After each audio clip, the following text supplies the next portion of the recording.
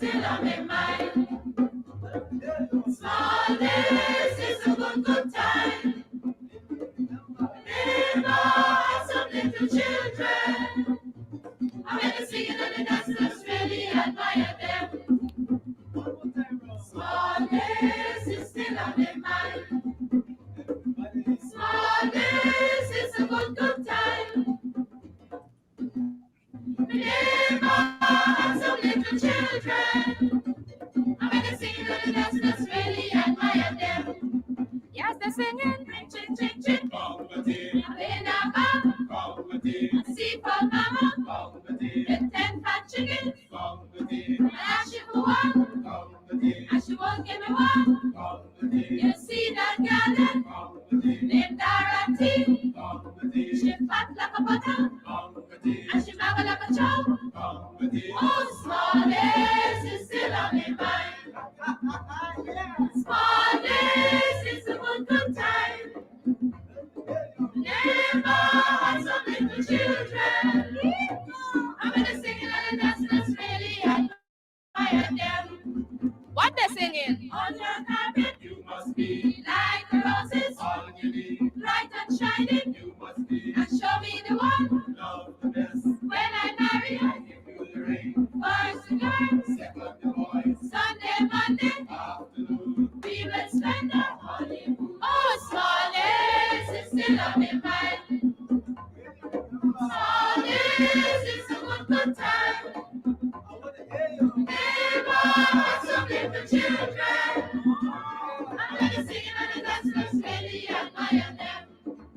Join the singing. Old man house on fire. The old man ran away.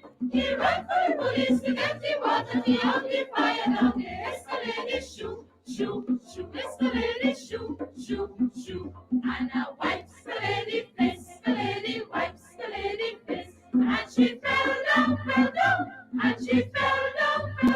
Yeah, my name is Jacinty Caldata Francis Vietnam, and since 1965 I become a voter, and I always place my ex next to the cop. And what they are doing today, I can't take it. So I have no more vote to give to PPP anymore. I'm not going to vote anymore no more. If they have to lose by one vote, they're losing it by data. Hello, this is attorney Shellen Washington, owner and founder of the Washington Law Firm, located at 455 Utica Avenue in Brooklyn, New York. We're specialized in medical malpractice, personal injuries, matrimonial law, and landlord and tenant.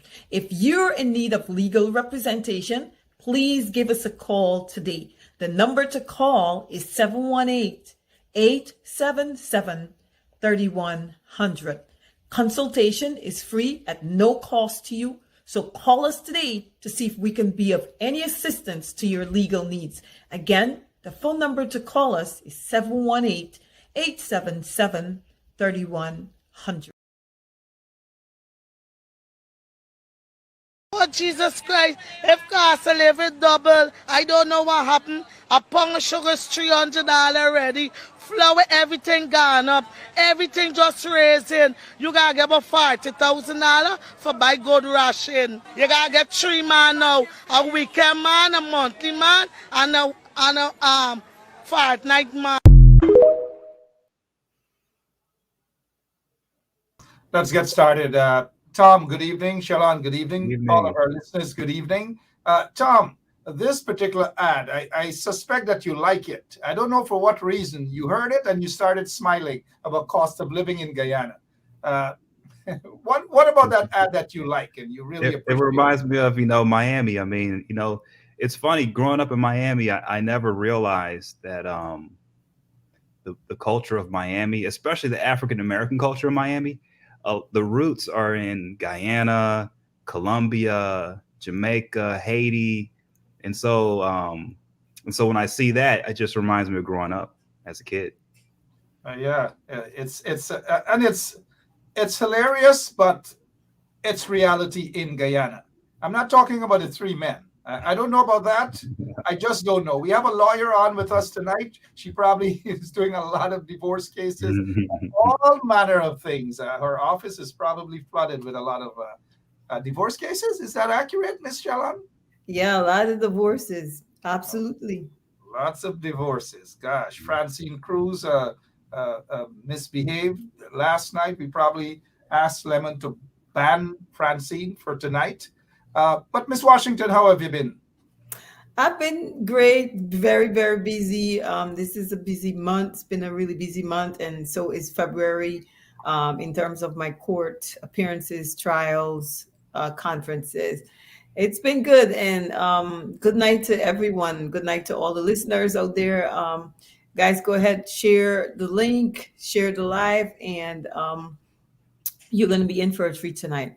Absolutely. Shalom Washington with us. Tom Anderson is here with us. Tom, are you all prepared for the big day, November elections? What's happening, man? Man, Predictions upon that's all, predictions? that's all I'm doing, man. Every day, all day long. So it's like, I don't know, from here until until election day, it's all one day for me. One day from here to then. So that's where I'm at on that. Tom, I know that you will be appearing, quite a few more times before elections time. You've got to pick your mind as to what is going to happen because people are watching this rematch. People are not certain about the rematch. We're hearing about that name, Michelle Obama. We don't know what's going on. You're probably in the midst of a lot of things that maybe you want to share some things. Is Michelle Obama going to throw her hat in the race, so to No, speak? like that's the big rumor here, right? That's a rumor. There, that's the big one. But and it could happen actually. I mean, I could see that happening. And not throwing her hat in the ring, but the way it would work is maybe she comes on as the vice president, replacing Kamala Harris. Wow, interesting. If Interesting. that happened and Biden, let's say, were to health wise have to step down after winning the election, then you'd have, you know, Michelle Obama as president, right? So, Again, again, that's yeah, how that could happen. If it's possible, that's how it would happen. yep. We will have Michelle Obama as president again. What do you think of this? We've been reading again. Sorry, no, Barack. Sorry, Barack, but Michelle. But what do you think of that? What we've been hearing about Michelle Obama possibly throwing her hat in the race, Shella? I mean, it's a positive gesture, and if it happens, I think it would work out really well. We have a vice president who is also African American right now, but having Michelle Obama with the potential of her becoming the first female president, that would be something really good. I guess we could keep our fingers crossed, but I'm not like really optimistic about it happening. But if it does, I mean, she would be making history. I think a lot of people would be happy about that. But let's see where it goes. We get some of our listeners are saying Kamala Harris is going nowhere. The VP is going nowhere. Brenda Casey's not going to have any of that. And knowing Brenda would be out there protesting. Kamala must stay. But do you think that would energize the Democrats into putting a some beating if Trump got the notch to be the presidential candidate? Well, Go ahead, Tom. I don't think so. I mean, I think they have like abortion, that issue to run on. They've got other things that they're gonna really like get their base to get out to vote on. If they do something with like switching the vice president, it's because of internal party stuff. That's a decision with like the power players within the Democratic Party. Yeah, that's what that would be if it were to happen. Uh, if it were to happen, which is highly unlikely. But it's one of those things where the Democrats can actually sort of tout these kind of rumors. They can put them out there because they have a deep bench. They have people that they can turn to, people that are even in a younger generation they can look to. Whereas with the Republicans, they're kind of empty right now. They're old and empty on their bench. So, the Democrats, either way it goes, this is like a debate that wins for them, right? No matter what. I noticed some folks saying, Sherwin Green is saying, Michelle Obama is like a rock star. Vanetta Seymour is saying it's a fake news. Hey, we've got to read between the lines, guy. I think the convention, the Democratic convention, is going to be held in Chicago, right? This year? Yeah. Possibly. Miss Washington, you were saying something just before you give Tom the way concerning Michelle Obama and energizing this whole elections. Um, in terms of energy, I think Michelle is very charismatic, and I think she has that ability to mobilize people and to give them hope. So, but like Tom rightfully said, there is a possibility that it wouldn't happen, that Kamala Harris would remain in the position that she's in. But I mean, I would love, that would be like a breath of fresh air. I think a lot of people would be more than happy to see that happening. We've given Kamala Harris an opportunity, but I mean, a lot of people are complaining about what's happening right now. So I think if Michelle Obama should step in that position, I think a lot of people would be more motivated to go out to the polls and vote. Not more particular, most of the Democrats, like, the African American community, the minority, and recently with what's going on, I think there's a growing number of, there's a minority group that is now overtaking African American in this country. So I think most of those people are going to be motivated and mobilized because Michelle Obama, she is just the type of person that people respond to very easily. She's likable, even though we've seen she has critics. Some people criticizes her, but she's a person that is very likable. I think it's a little bit different from who Kamala Harris is. So, I mean, I would like to see it happen, to be honest. I would definitely probably go out and vote if she was supposed to run alongside Biden. I would definitely be going and hit the polls. All right, well said.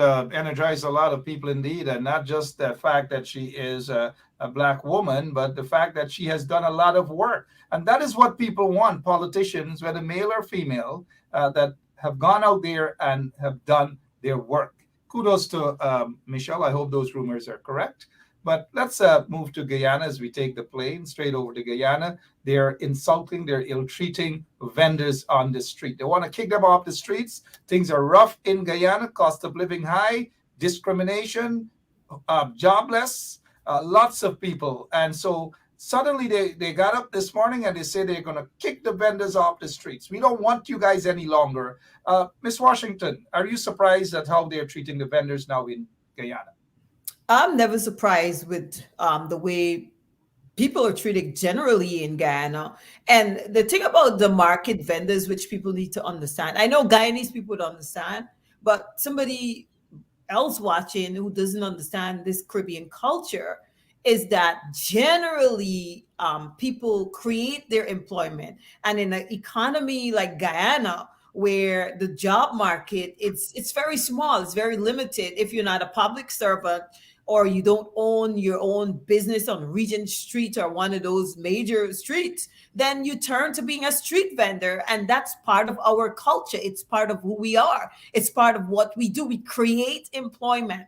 So for the government to be treating these vendors like that, it's a disrespect. And I think the people should not just lightly sit down and take it, because if you're unable to create your own employment, what else do you have left? You have nothing, because the economy is struggling. We're calling Guyana a supposedly oil-rich country, but yet the economy is not generating employment. They're not creating employment for the people. So what happens is people start creating their own avenue of gaining an income, like the street vendors. And that's part of our culture. It's been there from the time the slaves were emancipated. They had to figure out ways to survive. So this is a way of survival for Guyanese people. And for the government of Guyana to blatantly disrespect that part of our culture, disregard that this is one of the means for people surviving, and to just remove them forcibly, people should go to the court, file an action, get a restraining order against the government. Their conduct is illegal. They cannot displace you without providing some sort of alternative. And I think this is where a lot of people are just not seeing what's happening. They need to get out. They need to hit the street. They need to stand beside the street vendors. Street vendors has rights just like the ones on Regent Street who has the stores, just True. like any other store, supermarket. Absolutely.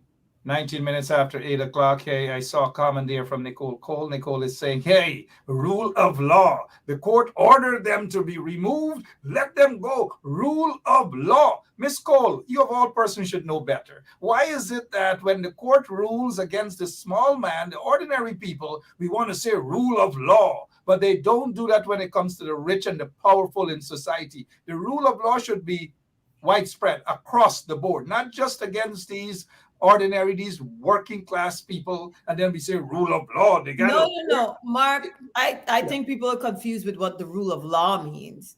I don't think people understand what it actually means. So people just What use it. explain to her. People just use it loosely, right?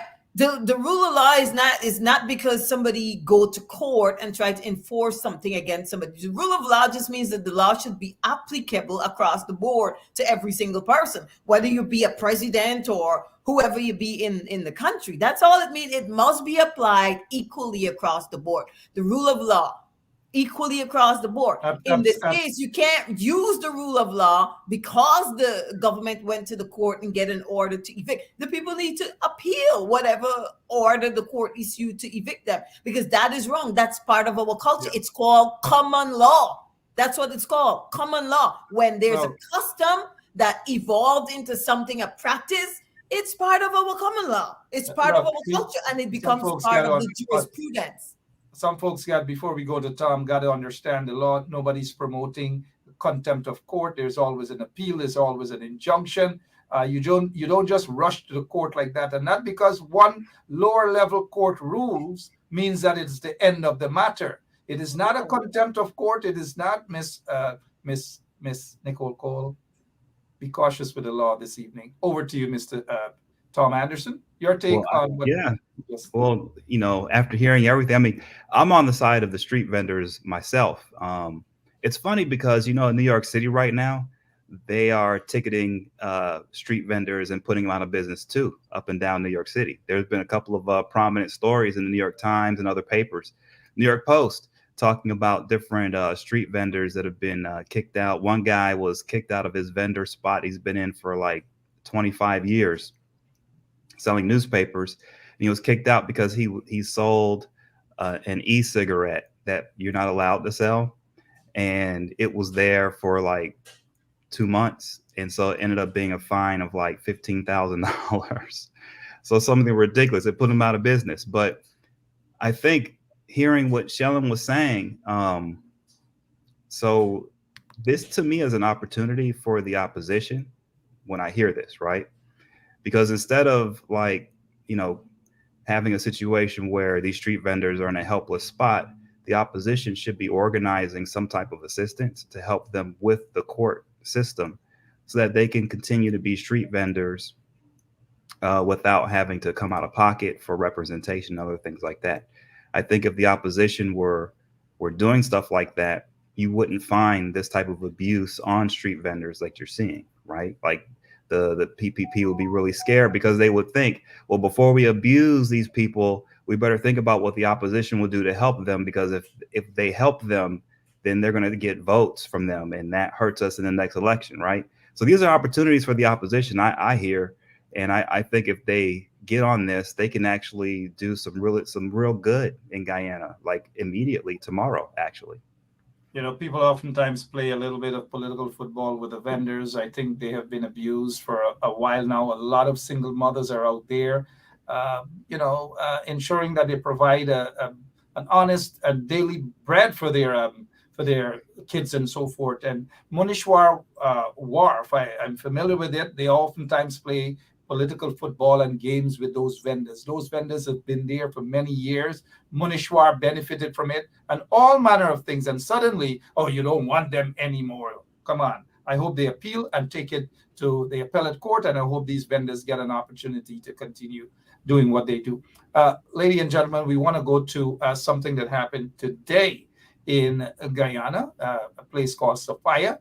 And this is how the corrupt PPP regime, and Tom, I want you to hear this, the installed PPP regime, because we all know that that regime was installed. This is how they treated those vendors, not vendors, sorry, the ordinary folks today. And take a look at the people that they mistreated. And this is the same Irfan Ali who is in Ghana, by those people in Ghana, where Irfan Ali and his cronies paid to get an award. But this is how they treat persons of African descent in the Miss Nicole Cole. The court always ruled. Not because a court ruled means that the court is right with the interpretation of the law. Nicole, we're not going to go over this over and not because a court rule means that the court is right. Let's move away from that, Nicole. The thing is, Mark, which she doesn't get and she's lacking the ability to comprehend, is that it's part of our custom, and custom becomes part of our common law because we're based on the British. We're based on the British system, and on the common law basis alone, those vendors could prevail before a court. So the vendors need to understand that, and a court ruling doesn't necessarily mean it's correct. It could be palpably incorrect, waiting to be overruled by a higher court. Absolutely. Not because the lower court says so means it's so, and that's it.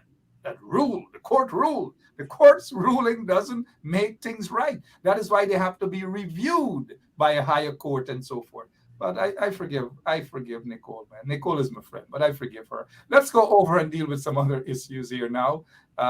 It'll take about a minute or two, guys. This is what happened today under the corrupt, racist PPP regime.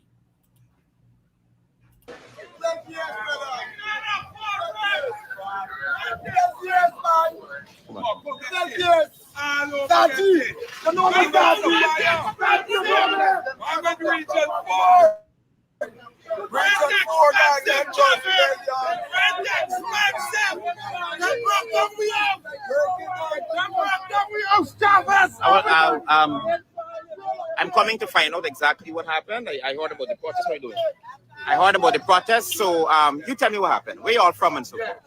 Good afternoon, viewers and everybody. We from Section C, Cummins Park, Supply, the squatting area. Right. Yes. Today, while I was at work, I got a phone call that police, they're breaking the house. My house, I spent over 300 and something thousand for bail. I'm currently a second-year UG student, doing accountancy. Still wonder how I'm going to study because the house currently on the floor, break right down. So we out here protesting because we need justice, we need answer, we need who sent for the house that break down. Did they inform you prior? No. What they do, yeah. Mark, they come before, see it was going a lot way up. Then give us lap number. Go CP 58, CP 27. Right. Form to come right out here at any time we need to process either land or whatsoever they do. Right. Why do the market? And behind we back, living inside it is there to see. It is there to see. Okay. Good afternoon to you and everybody. Right. It's very heartbreaking. I am a father of three. Right. I am a father of three. I am a father of three. I've dealt with the system for 12 years. I've worked after the president and Dr. Amon as Mr. Ali's personal doctor. Right. 6 years of experience. And Mr. Colin Crow, I'm the ex-officer, senior officer at Mr. Colin Crow residence in Chili's Farm. And I want to ask him personally to assist and help me. No, I do anything. They come and block down my thing. I got 3 children with you with a something. I don't live with no more than no father. All I got in this world is me children. We need justice. All I need is justice, brother.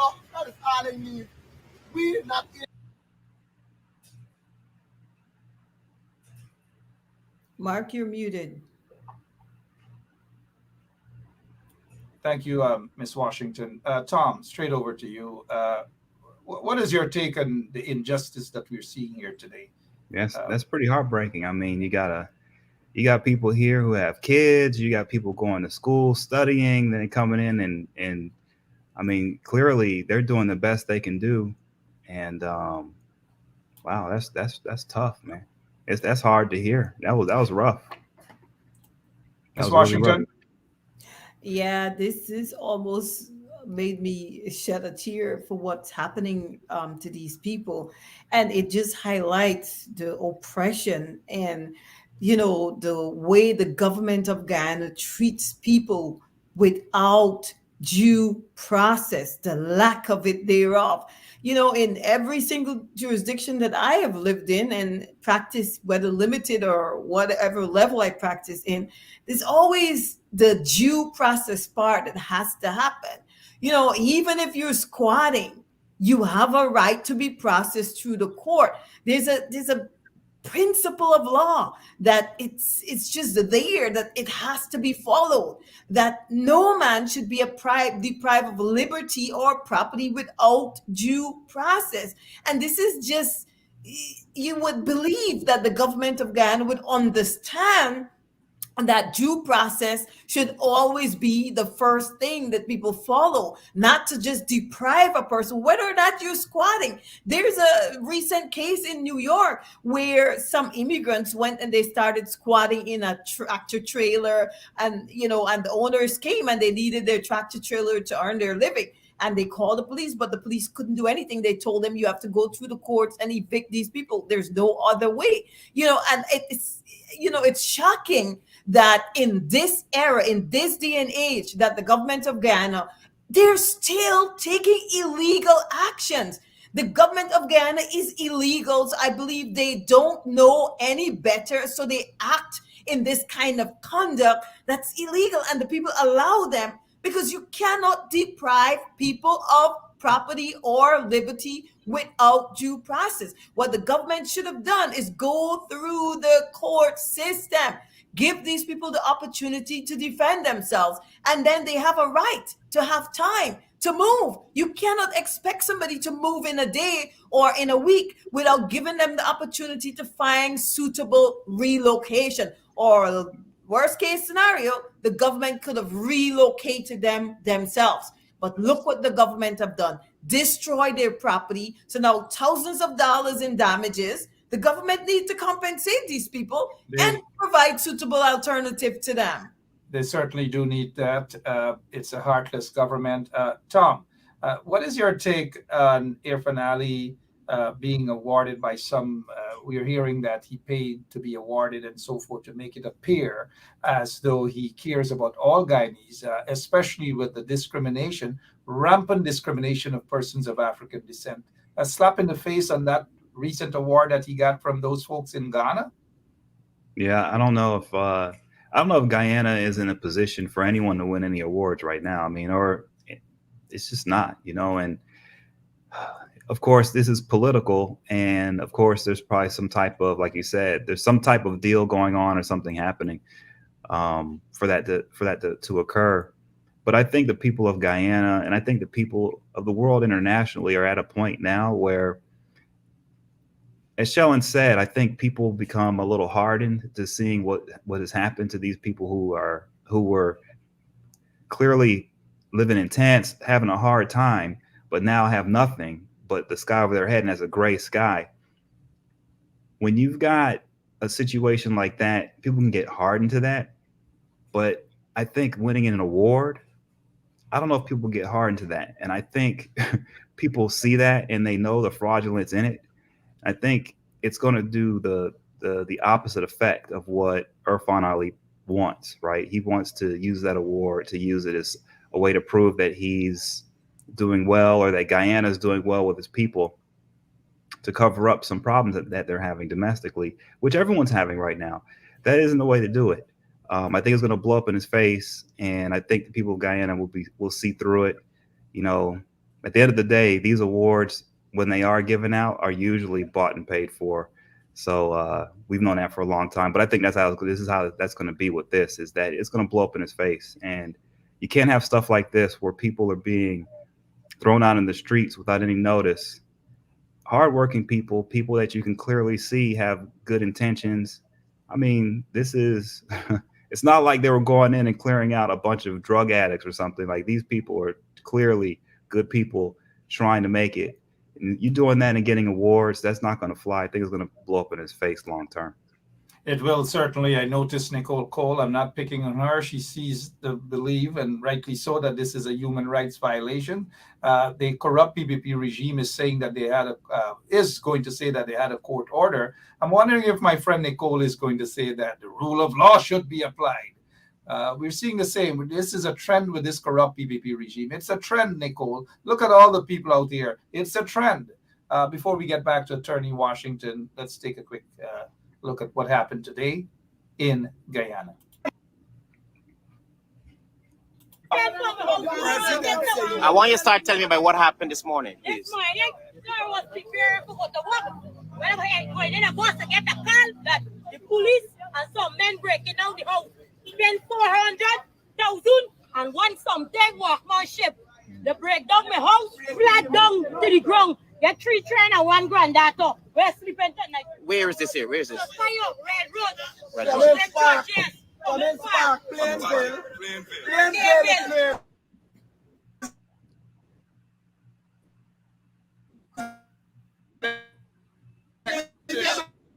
Give me that number. I'll never pull up paper and bring it in. So, I get them a phone. How's the of the same Latvia? And everything, I get 227 seats, 227. Yeah, I still So how come now the come to do that? Check the people. The trick we. Yeah, and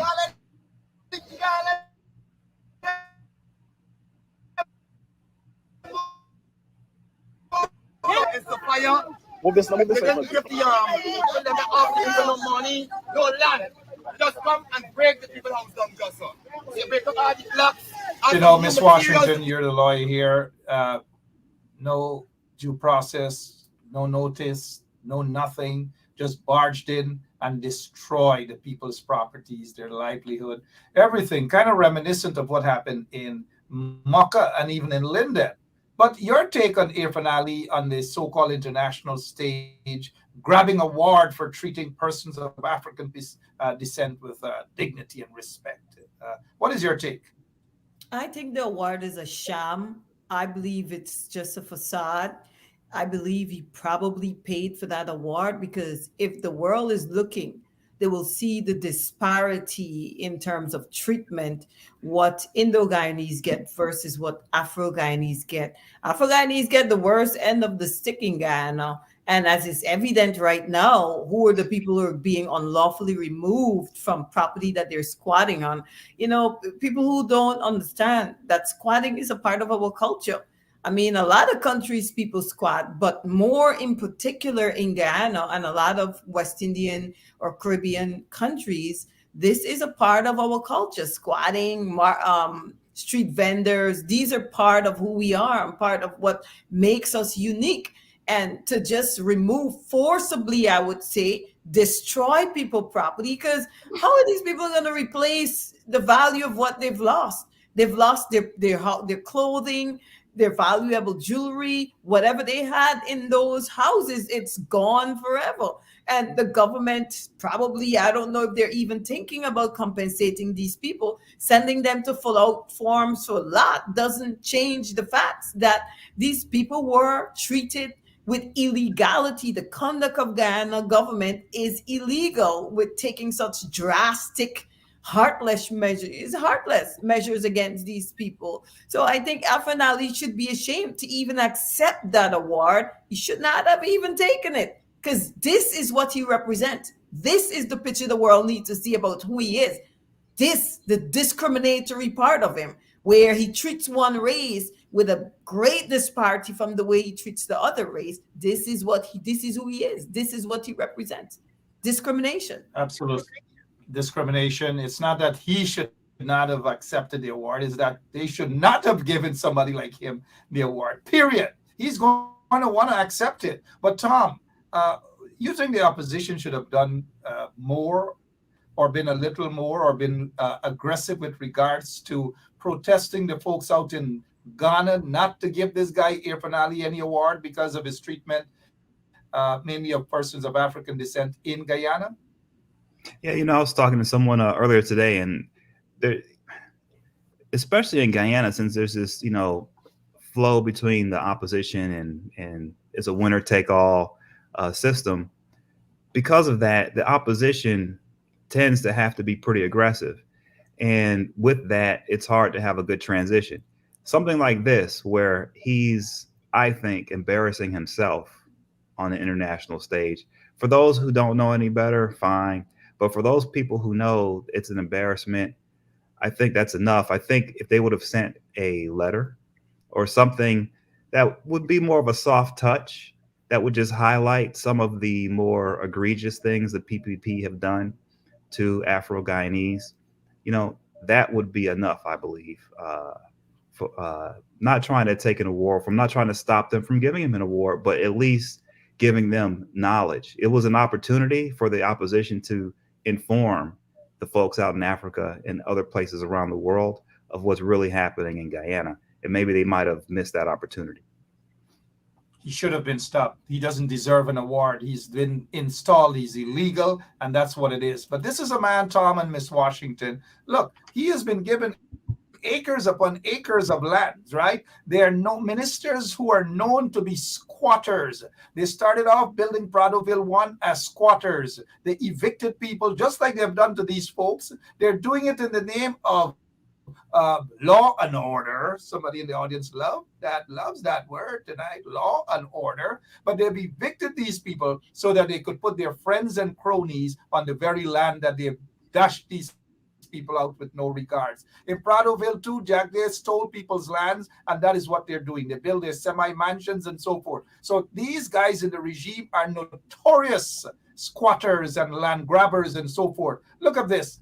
This guy was a minister, Irfan Ali, when his friend Bara Jagdeh, who was then the president, gave him a big plot of land. Look, lands upon lands upon land. So it appears, Miss Washington, that Irfan Ali and their family members and their friends and their cronies are the only ones who can get lands. And so they kicked these people off the land and took away their properties, damaged their properties, and say, get the hell out of here. Listen to this. Pick up everything. More than one people there is family people. Family people have children. Family people have children. They come and break up the people's house, break up the people's blocks. And they offer the people no money. Because they offer the people knock up money and land. They offer me nothing. I don't know if it's different from the people from Moko. I don't know if five people. You is Indian, you is Portuguese. You know what I mean? We are one. Yeah. You breathe and bleed just like I.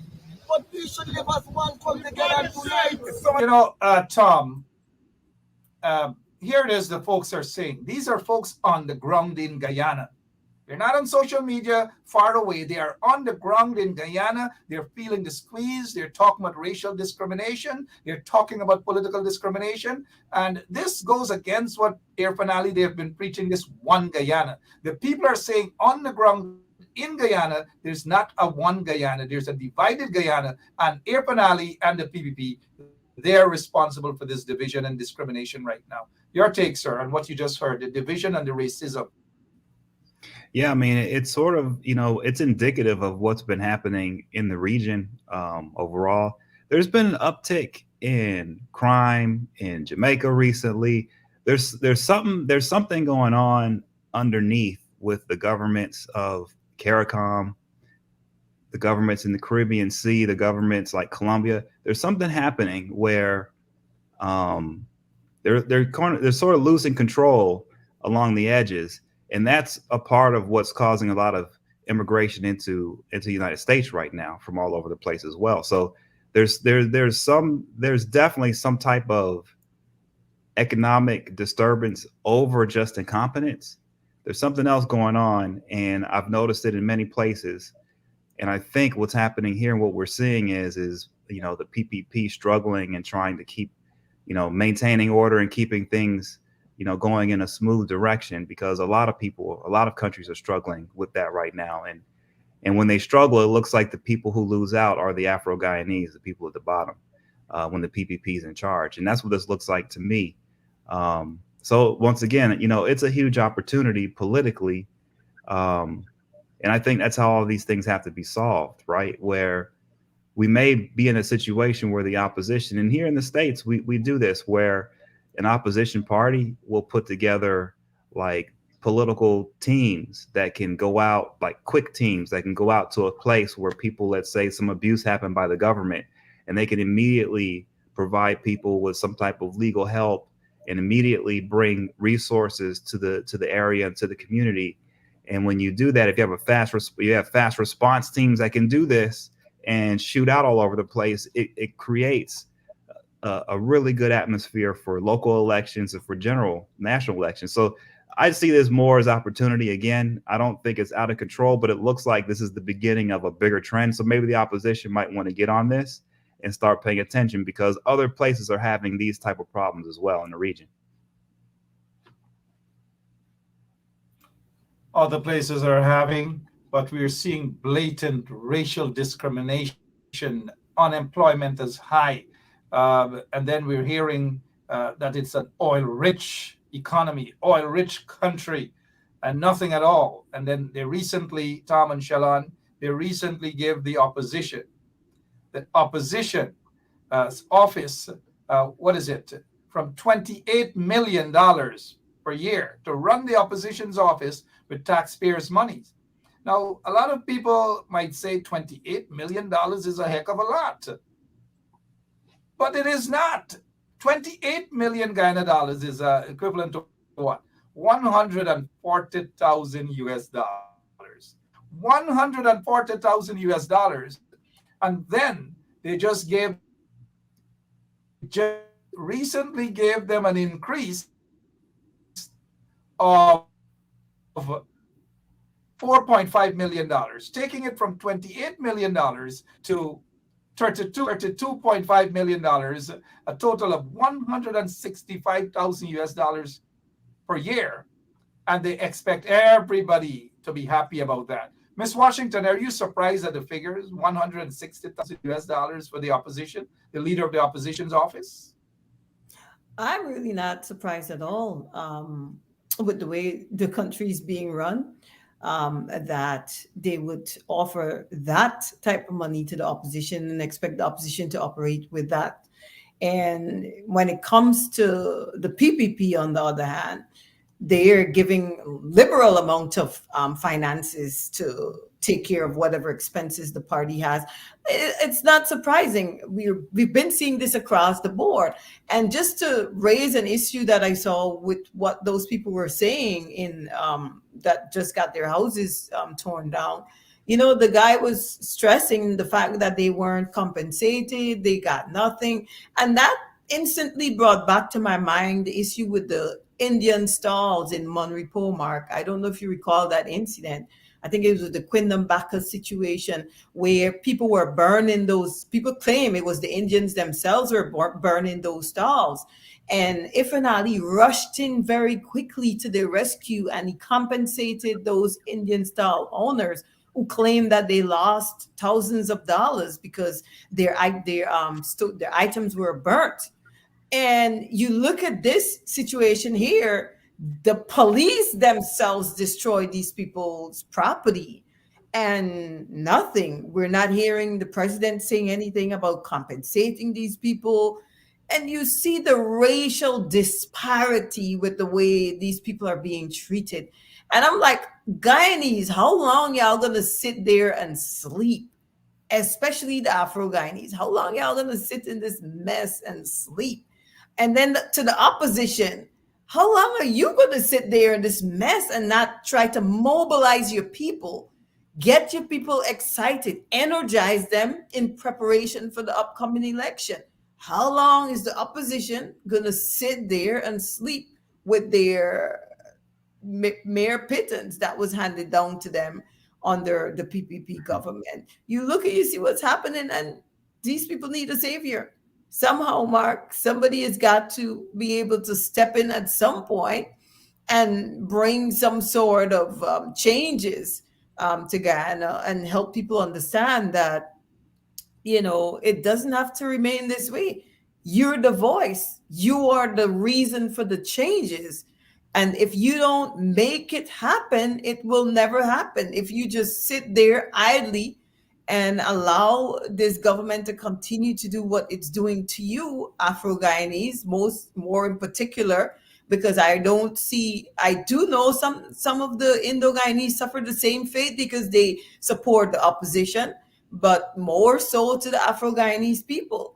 You see what your fate has been in that country, and even though at some point we're one of the largest majority in the country, and we have a voice, and we need to use it. We need to step up to the challenge and take back the control from where it's been for how many years? 20 something years.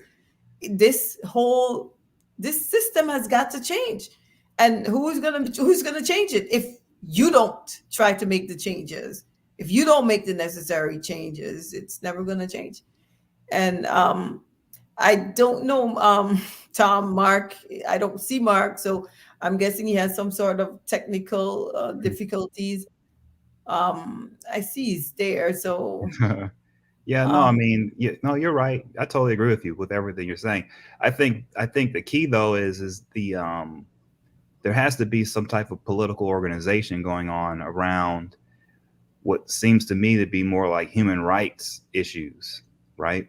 And that's going to take a few meetings, and it's going to take some people to do some volunteer work down there and to organize some stuff. But I think that's a good place to start as an opposition party to ramp up for elections. Start on the ground.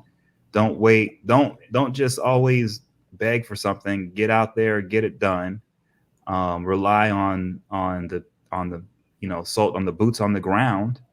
Uh, and look, it gives everyone a reason to get involved more than just an election. It's for their community. It's for their people. It's a lot bigger that way. So to me, this seems like a great opportunity for the opposition. If they could just organize around some of this human rights stuff, they could do really good for themselves and for the country. And that'll be a good thing. Do you think, Miss Washington, that enough is being done in this area on the part of the opposition? I don't believe so, because I think one of the things is people don't make it a priority to try to highlight the disparity in treatment, one group versus the other. I think over the years we've become a little bit complacent when it comes to race relation, and we kind of let it just fly over our heads because people are looking in different directions now. They're thinking about the money, they're thinking about the budget, they're thinking about the oil, versus the most precious commodity in Guyana right now is the human resources and the people, the way they're treated, the way the government is handling them. I mean, the money will always be there, the gold will always be there, the oil will be there. But what about the people? The most important part of the country is the people makes the country. So I think the opposition need to do more because we have a long history of this racism in Ghana, a long history. And you would think, because in this situation here, the only difference between the two groups is just the texture of the hair. There's really no other difference because the skin complexion is the same. The only difference between the two groups here that has the problem is just the hair texture. So you would believe that people would see past the hair texture and treat everybody with some sort of decency and equality. But no, the government rushes to the aid of Indo with the Monterey Post Star. That's the most recent situation I can recall, where he rushed to give how many thousands, Mark? I don't know if you remember. But now he sends Yep, the of course. police. The lorry lady. Yeah, but now he sends the police to destroy these people property, their home, their life savings, their everything is gone. And I'm not hearing anything about compensating them, anything about relocating them. They said they don't even know where they're going to sleep tonight. Of course, Afanali has his comfortable mansion wherever in Guyana. He's going home to that. And then you have the puppet master. He's going home to his bar jag. He's going home to his mansion. So they don't care about the ordinary person in Guyana. They don't care. They're stepping on them. So I think the They just opposition, they need to get up and make this a bigger issue than they're allowing it to just fly over people's head. Yeah, you know, and I think the way they make it an issue is important too. It's one thing to highlight it and then try to complain about it on, you know, through newspaper or social media or whatever they want to do, maybe a rally to complain about it. But I think what they should do, instead of complain or try to highlight it for political purposes, I think what they should be trying to do is helping these people. I think if they can get into the mindset more of making politics more about human rights and community work and doing things to benefit people to garner their vote. In other words, go out there to earn votes rather than complain to try to get votes, right? I think if they can just switch that mindset, they might have a lot of success. The thing is, though, Tom, is the finances. that's The success. finances. They need the money to do it. So, you know, it's one thing, but the money to make it happen, that has to come from the government. Well, that's where I Absolutely. believe, well, I'll say that's where private citizens come in, you know, and I know people aren't wealthy, but people have to find a way politically to put together whatever they can to work together on a political level outside of what the government is giving them.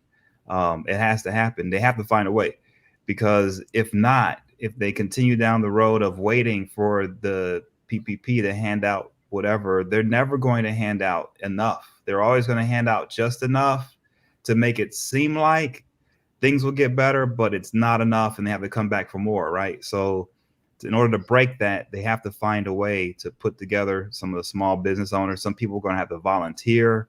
Some people have to sacrifice, you know, going out with, you know, their second or third boyfriend and maybe do some politicking out there and helping some people who just lost a tent that was torn down by the police, right?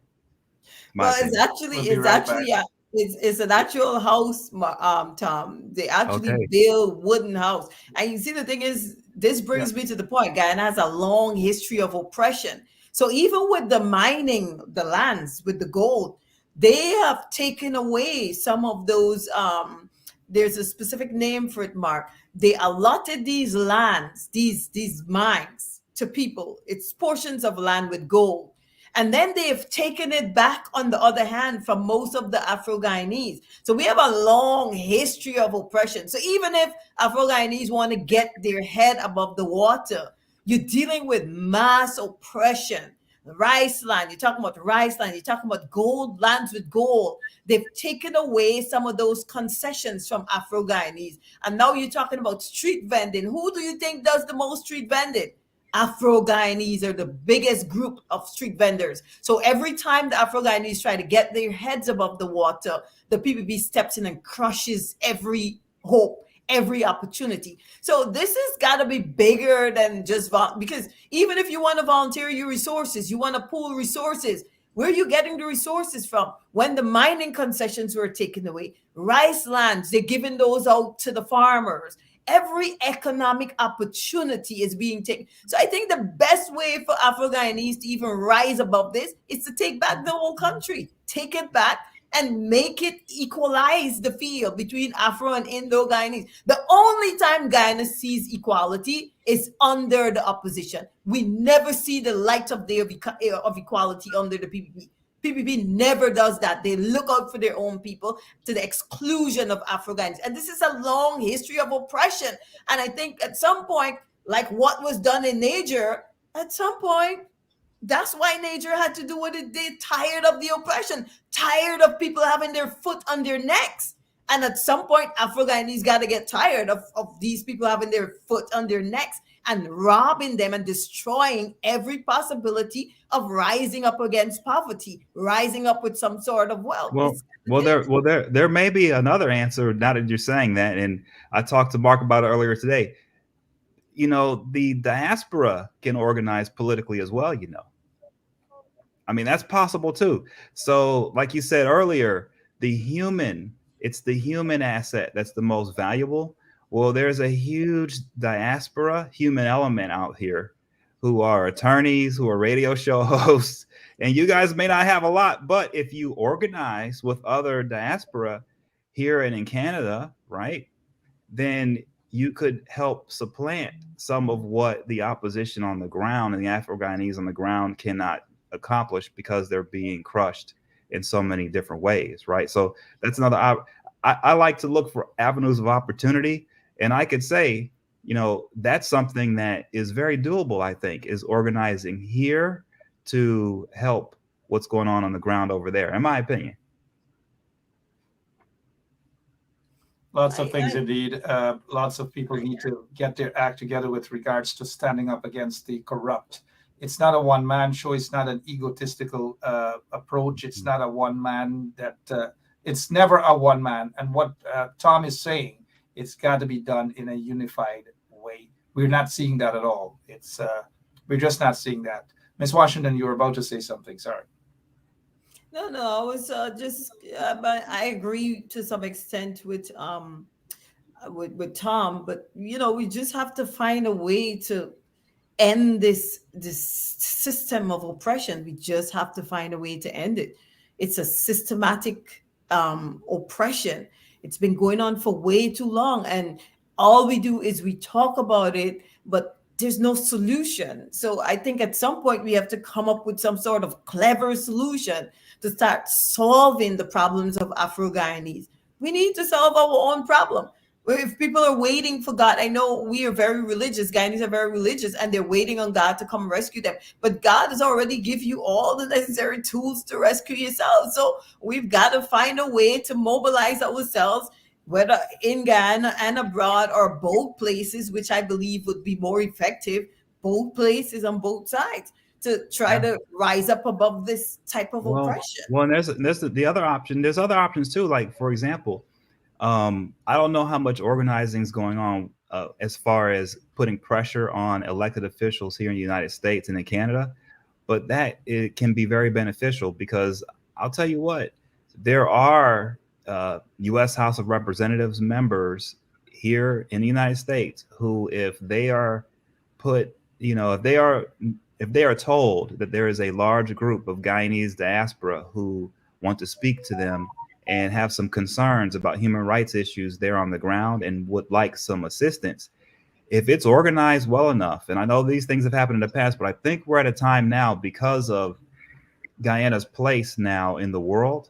I think this is a good time for some organizing on the U.S. and Canadian end to start communicating with elected officials in the Congressional Black Caucus and other places, to start having the U.S. government, the ABCs help Guyana and the people in Guyana, not any one political party, not the opposition or the PPP, but the people of Guyana, to help them on the ground to be able to have a better foundation so that they can do the political organizing that's needed. So maybe I think listening to what Sheldon's saying, it sounds like there really is an opportunity for our embassy, for our government, some of our members in the Congressional Black Caucus right now to come in and help the people of Guyana on the ground. But I think what it takes is maybe some organizing with the diaspora to do that. But I think it's possible, and I think it's doable. And I think if it's done, it opens a door to allow the Afro-Guyanese and for the opposition to really organize politically.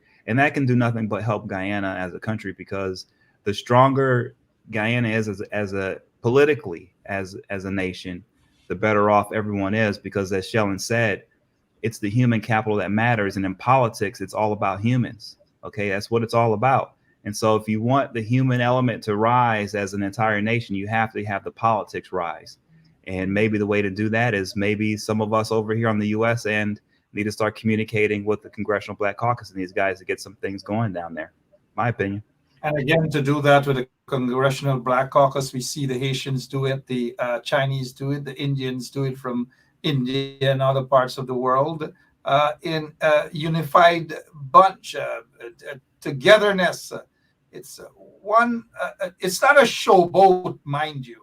And sometimes what we see coming from the Guyanese side, to some extent, it's a showboat, is who can do this first and who can outdo who. It has got to stop. It has got to stop. Unity is always strength. Miss Washington, before we go, let's take a quick break. Oh, Jesus Christ. If cost of living double, I don't know what happened. A pound of sugar is $300 already. Flour, everything gone up. Everything just raising. You gotta get about $40,000 for buy good ration. You gotta get 3 man now. A weekend man, a monthly man, and a fortnight man. So, this is attorney Shellen Washington, owner and founder of the Washington Law Firm, located at 455 Utica Avenue in Brooklyn, New York. We're specialized in medical malpractice, personal injuries, matrimonial law, and landlord and tenant. If you're in need of legal representation, please give us a call today. The number to call is 718-877-3100. Consultation is free at no cost to you. So call us today to see if we can be of any assistance to your legal needs. Again, the phone number to call us is 718-877-3100.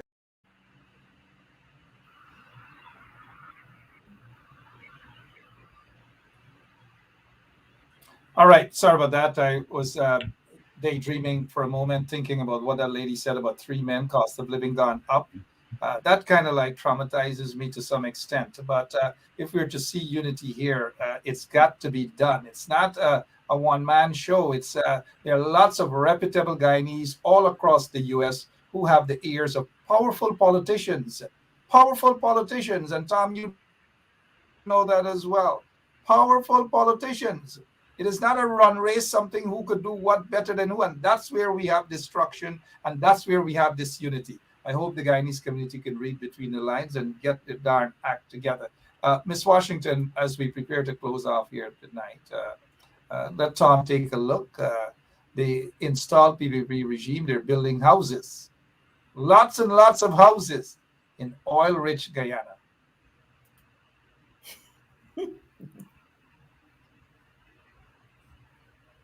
Houses in oil-rich Guyana. Miss Washington, what's your take on this here? Mark, I don't know what Tom would feel about that, but my thoughts, this is laughable because for people who know what Guyana looks like and understand the culture there, most people wouldn't want to live in something like this. It looks more like a shed. And I'm not sure where we're going with the flat roof kind of thing, because that's not compatible with the type of climate we have in Guyana in terms of the rainy season. I could imagine we're going to have some flooded roofs there in Guyana. I don't know if some architect is taking these designs back to Guyana and the government think it's a good idea to build flat roof houses in Guyana, but I just think this is ludicrous. This is insane. The structure, it's just, I don't know what these are. It just looks like a bunch of, like, it kind of reminds me of the burial ground anyway, how it's laid out with the tombs. This kind of like reminds me of that. I don't know what this is. There's no yard space. There's nothing. It's just ridiculous. Tom, what is your take? Oil-rich Guyana, billions upon billions of dollars. Would you live in one of these? Well, I've actually seen they tried to do this, a similar type of structure in Haiti after the earthquake in like 2012. And I did some work exposing a huge fraud related to this type of housing scheme. They were using some type of advanced technology. The reason why that roof is flat, if you look, it's a little angle. It looks like they're trying to do some type of renewable thing where the roof can catch the rainwater and then filter it down or something. It looks like they're trying to do some. I'm serious. That's what this looks like. And they tried it in Haiti and it failed miserably. And there's always some person or some company out there in the world that's trying to sell countries like Guyana that are oil rich or resource rich, some type of scheme where they give them these modular, these weird built homes. Some of them are like out of shipping containers, old shipping containers. They'll convert those, and it's supposed to be good for the earth and good for the environment and all that, and like the World Bank funds it, and the IMF gets in, all this stuff starts happening.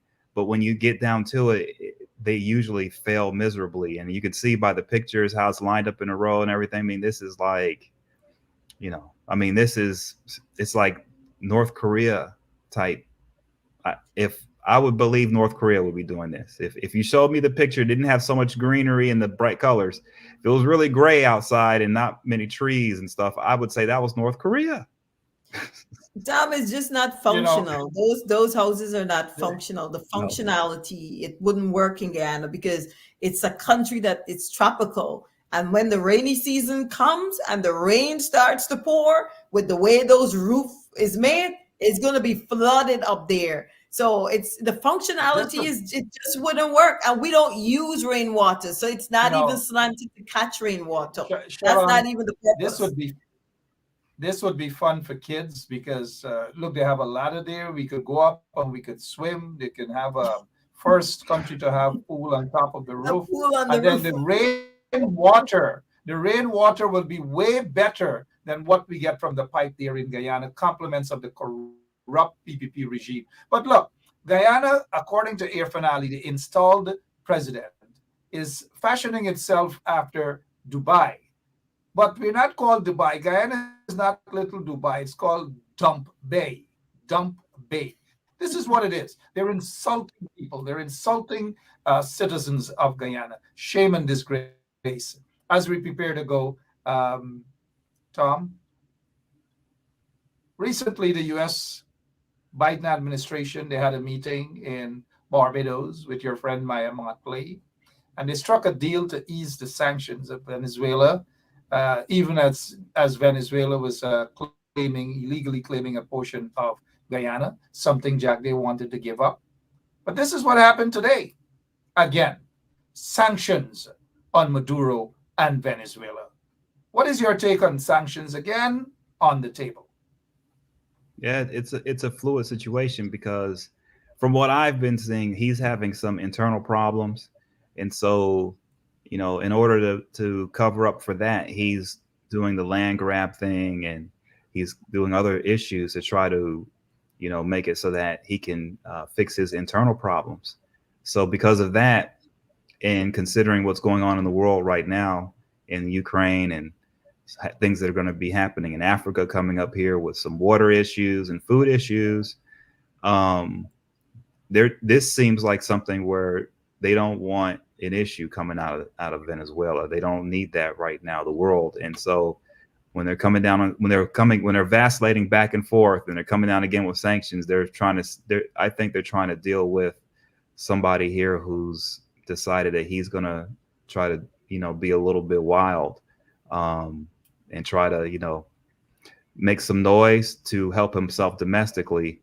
And I don't know, man, the way the world is right now with the stuff in Iran, I don't know if this is the right time for Maduro to be doing it. And so we'll see what happens, but this looks like they're going to come down hard on him pretty soon if he continues down the road. So I think that's what the message is with the sanctions is, hey, man, we don't need this right now. We will come down harder if we have to, and we will come down swift. So I think he's going to get that message. I don't know what his response will be, but it'll be interesting to watch because of the other stuff happening in the world with other insecurity. So very important to watch for us, especially because it's in our own backyard. Very important for Guyana to watch because it's right next door. It's just something the world doesn't need right now. So I think the sanctions are there to try to keep it in line, but we'll see what happens. We'll see what happens indeed. Just look out again, Guyana. Guess what he's going to do? Send thousands of Venezuelan nationals into Guyana. Just watch. 13 minutes after 9 o'clock. Miss Washington, please, your closing remarks, please. Thank you, Mark. It was a pleasure being here, even though I needed to leave earlier. But again, thank you for having me. And thanks to all the audience. You guys make this show what it is. Thank you for sharing the link, and thanks for all your comments that you usually make. I just hope that we will all continue to rally together to try to come up with solutions, viable solutions to help to solve the problems that Guyana is facing today. And we have to just keep the hope that, someday we'll be able to solve not all, but at least some of our problems in Guyana. Have a great night, guys. And once again, Mark, thank you. Thank you, Tom. It was a pleasure being here tonight. Same. Thank you so much, Miss Washington. Appreciate your time and see you on your program Saturday, The Law and You. Thank you. Thank you. Tom, as we roll over to you now here, your closing remarks. But before we get to your closing remarks, are you surprised that this the black box, is still out there? The installed PPP regime is not saying anything at all. This is concerning the quote unquote accident that killed these 5 military officers. Are you surprised that not a word yet from anybody about the black box? Well, that's kind of tough, man, and that's tough for them to pull off. Black boxes are not easy. It takes a lot of money to find those. It's tough dealing with black boxes. It's tough dealing with what's in there once you have it. My condolences to the families of those who passed away, for sure. But yeah, on that, it's always rough with flight recorder stuff, and it's never something, especially with military guys. It's something that's going to be hanging out there probably. Maybe it will never get solved.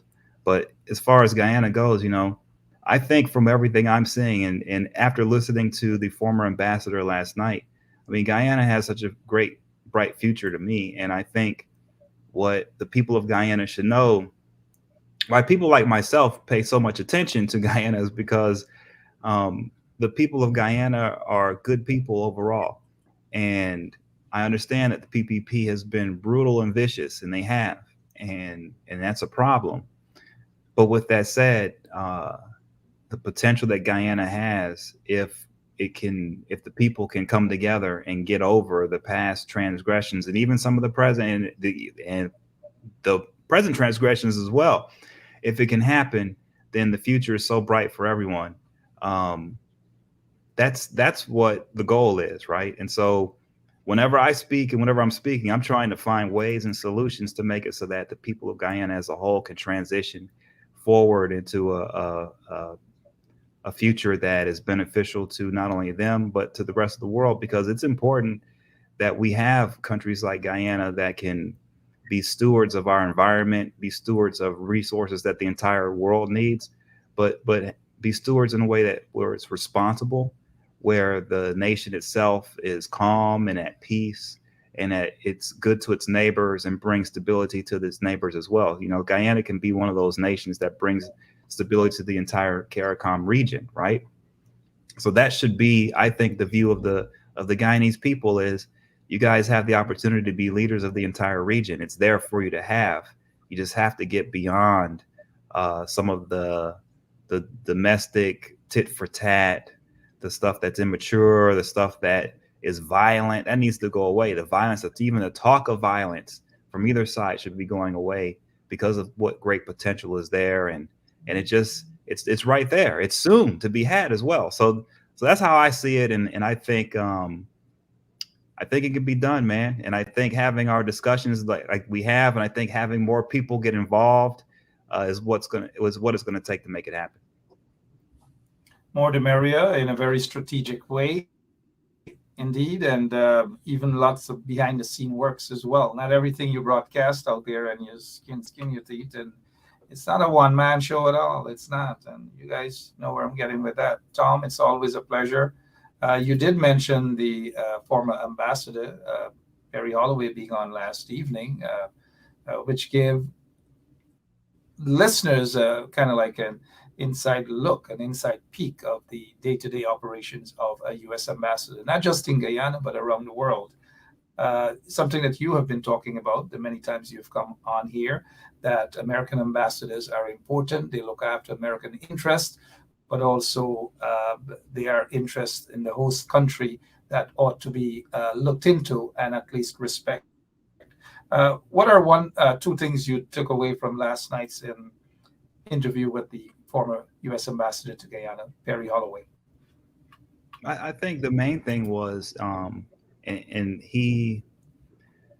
it's important that the people of Guyana hear what he said, because he's someone who who's very experienced. He's been in other countries. He's been involved with other countries at times like Afghanistan where things are really out of control, and he's seen so much that for him to speak so well of the people of Guyana, I think everyone should probably listen to that show again, listen to what he was saying, because he's speaking the truth, and he's revealing something about the people of Guyana that the entire world hasn't discovered yet, but will, right?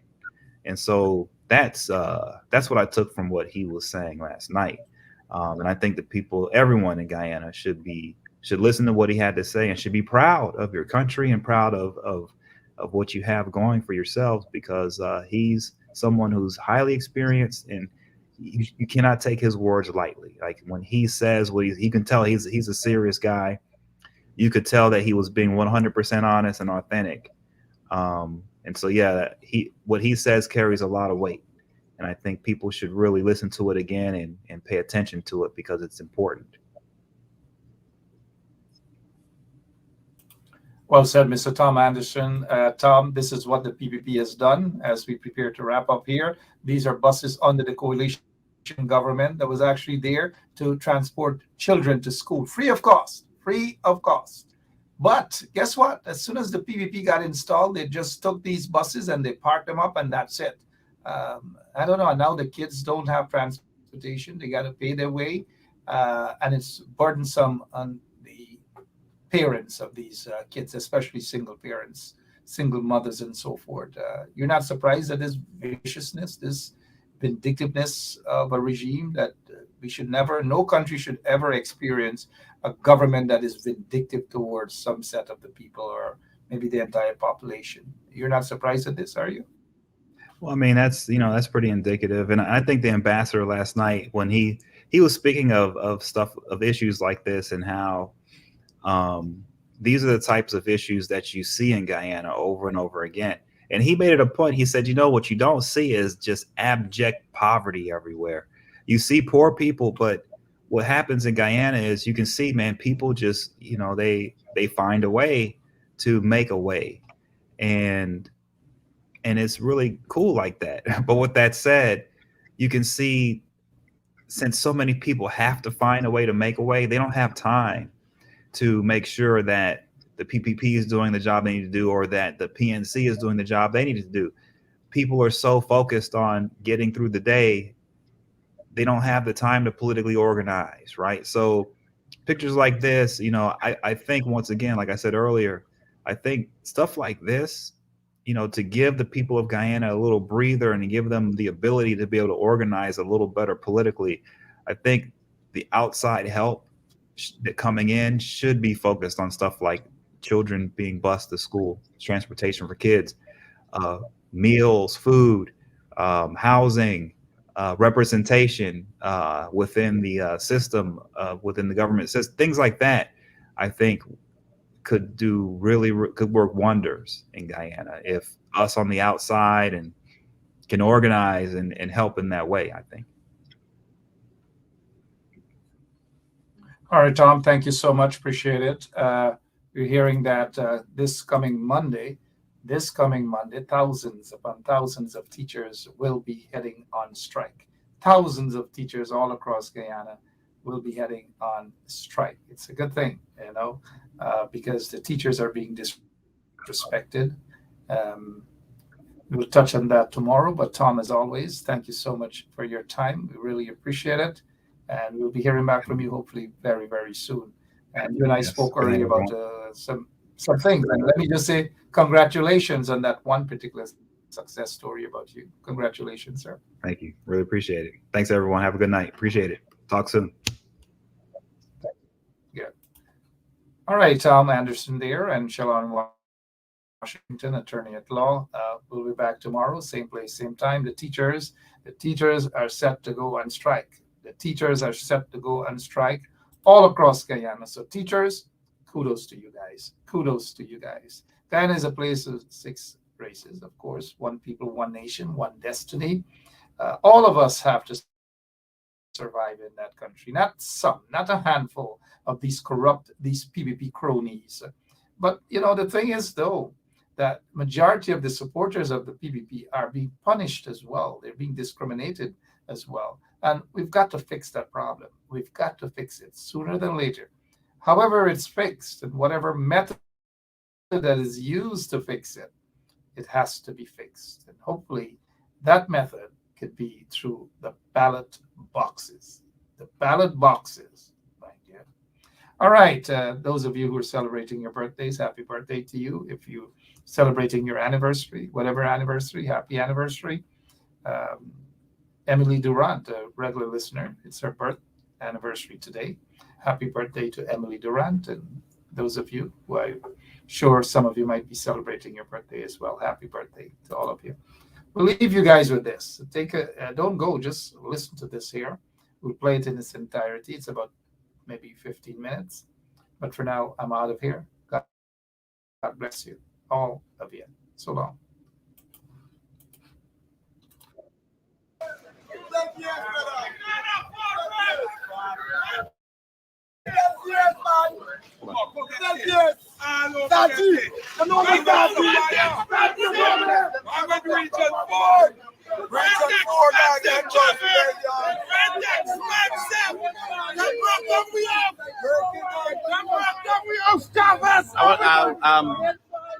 I'm coming to find out exactly what happened. I heard about the protest. What are you doing?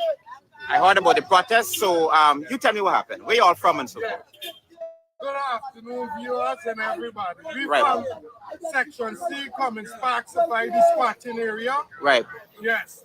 Today, why is that work? I get a phone call that police they're breaking down house. My house, I spent over 300 and something thousand for bail. I'm currently a second year UG student, Right. doing accountancy. Still wonder how I'm going to study because the house currently on the floor, Right. break right down.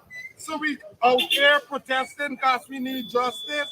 We need answer. We need who sent for the house that break down. And did they inform you prior? No. What they No.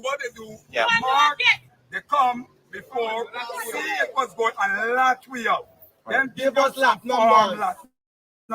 Go Right. CP 38, CP 27. Right. Right form to come right out here at any time we need to process either land or whatsoever they do. Right.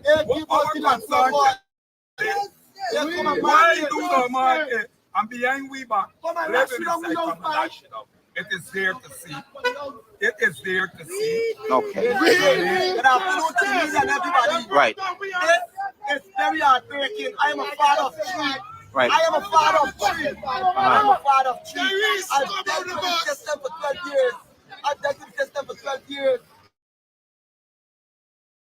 I've worked after the president and Dr. Amon as Mr. Ali's personal doctor. Right. 6 years of experience. And Mr. Colin Crow, I'm the ex-officer, senior officer at Mr. Colin Crow resident in Chili's Farm. And I want to ask him personally to assist and help me. Now, I do a little thing. They come and block down my thing. I got 3 children with you if I'm with a something. I don't live with no more than no father. All I got in this world is my children. All I need is justice, brother. That is all I need. We're not here to cause any problem, any conflict, we're not here to deal with ignorance. Right. But we're here to deal with things respectably and professionally. So but that- if we can speak to somebody who can help us properly, Today, by day, today. I would be grateful because Exactly. we are sleeping. When my son sleeping, when my daughter sleeping, when my next son sleeping. It fuck my heart. I cut off my door yesterday. I can't even walk. Look, I cut off my door yesterday. I can't even walk. What I want to do, I do not want to become a victim to society. I've never believed in teaching and harassing people. But please understand, you put me in a tight position. I do not want to become a victim. President said he are able You're sending me to go pressure people out here. All guys in the I president. don't want to. Because President never said they he shoot you loves and kill some. you. And Don't they're love not jail, some. man. I mean, I don't- The second that he never love. President never said he loves some and he don't love some. President I want you to start telling me about what happened this morning, This please. morning, sir was preparing to go to work. Whenever he going in a bus to get a call that the police and some men breaking down the house. Spend 400,000 and want something workmanship. They break down my house, flat down to the ground. Get 3 train and 1 granddaughter. We're sleeping tonight. Where is this here? Where is this? Fire, Red Road. Red Come Road. in Spark. Come in Spark. Plainville. Plainville. Plainville. Before Christmas and give me that number. And let me pull up paper and bring it in here. And you all did that? Yeah, we do all that. Right. Because they take out the house. They take out the house too. Because they get them a phone. Housing of the state, Latvia.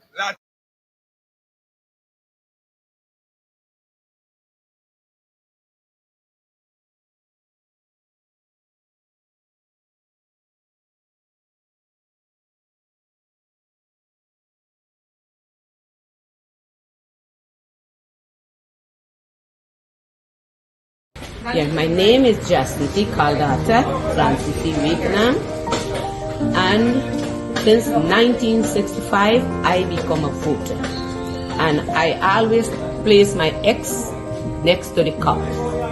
And what they are doing today, I can't take it.